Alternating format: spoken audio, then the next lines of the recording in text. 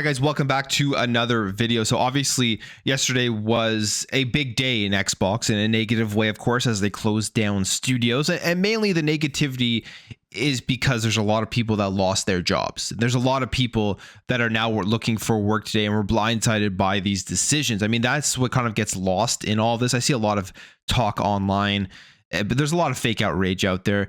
The reality of the situation is these studios probably got closed down because they just clearly did not make enough money in the games that they produced and the games that they made. That's just kind of the way things goes. It's unfortunate. We've seen this happen across the industry.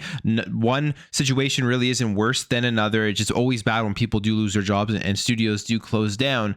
And we do have a reaction here from Dinga Bakaba. As we know, if the boss of Arcane Lyon, his partner studio, his smaller studio, Arcane Austin, did get closed down, and he had a lot to say about the executives and about the upper management at Xbox. Doesn't say any names or anything, but basically just puts out a post that is pretty insightful as to how people are feeling within these studios after the layoffs and after the closures did occur.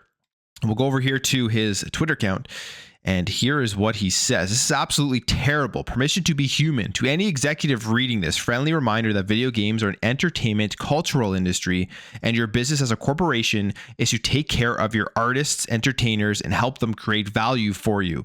He says, don't throw us into gold fever gambits. Don't use us as straw men for miscalculations and blind spots. Don't make our work environments Darwinist jungles. You say we make you proud when we make a good game. Make us proud when times are tough. We know you can. We have seen it before. So that's kind of how he starts it off. And times right now in the gaming industry are tough. If you just take a look around at everything that has happening, the mass layoffs and the mass closures, nobody has really been safe from it. Maybe Nintendo somewhat has been insulated, but I think they also had some minor changes with everything that is going on. But it has been absolutely crazy. And yesterday's news, I think, just caught a lot of people off guard, specifically with Tango Gameworks. In my video yesterday, I was asking the question, why would they close down Tango Gameworks based on how Xbox themselves presented the success of a game like Hi-Fi Rush, with the player base, with them coming out and basically saying they're happy with how it did and they wanted to reinvest into Tango Gameworks and get more IPs and properties from it.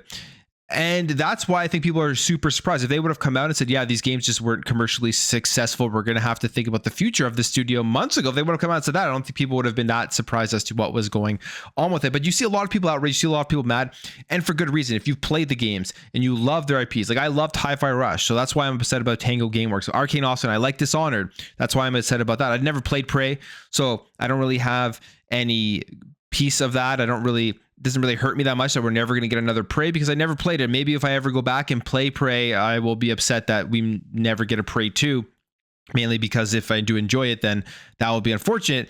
But there's a lot of people out there didn't play the games, didn't support them. You go take a look at the numbers for a lot of the games that these studios did put out. They just did not do well. But now there is mass outrage about these studios being closed down. And I think that's another discussion kind of when these things do happen is, if you didn't support the games, you didn't ever care about them, now that there's no more and that the studios are closed, the reality is you probably don't actually care. You're just taking part in the outrage. I can understand being upset for the people that lost their jobs because that is the worst part about this all.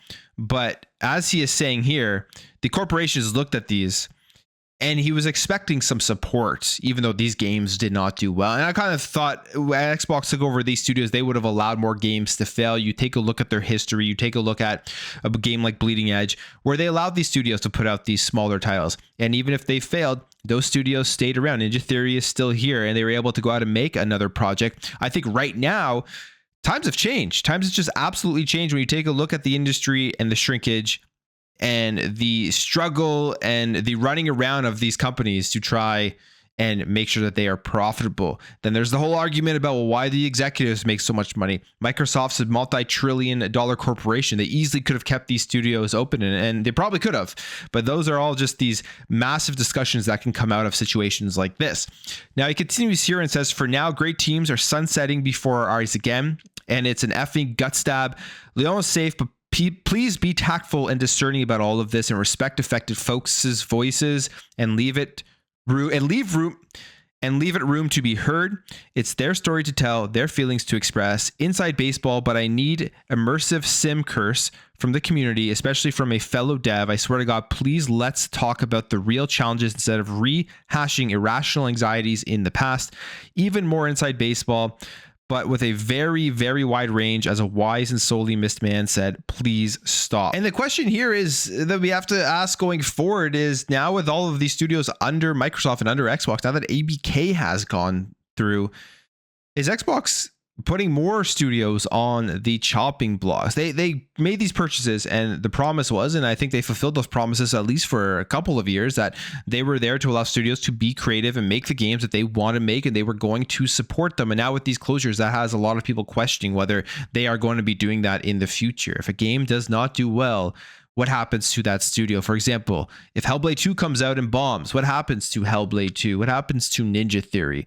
Are they on the chopping block? That's going to be the question going forward. This isn't the narrative that I'm creating. This is the narrative that I am seeing going around, where people are going to be asking these questions going forward about what studios are safe and what studios are not safe. And is Xbox going to be turning themselves into what I honestly disliked about PlayStation, and what a lot of people that gravitated towards Xbox disliked about PlayStation, which was just churning out the same thing over and over and over again with a different skin, basically, with the third person action cinematic games, no variety in their styles. Are they going to be doing this? And now is it going to be more just like for first person shooters? Is it all going to be Call of Duty based and things like that? That is the question. And that is what these closures, I think, are going to bring up for discussion in gaming going forward. I mean, you do look at their lineup, and reality is that doesn't seem like it is the case. They still have a large portfolio of games, and a lot of those games are going to be coming out this year. I mean, just in this second half of 2024, you have a variety of, you got Indiana Jones, you have Hellblade 2, you're going to have obviously Call of Duty, but then you think about even in the future, you have RPG games like you have Avowed and Clockwork Revolution. And it's just like, these are all great looking different styles of games.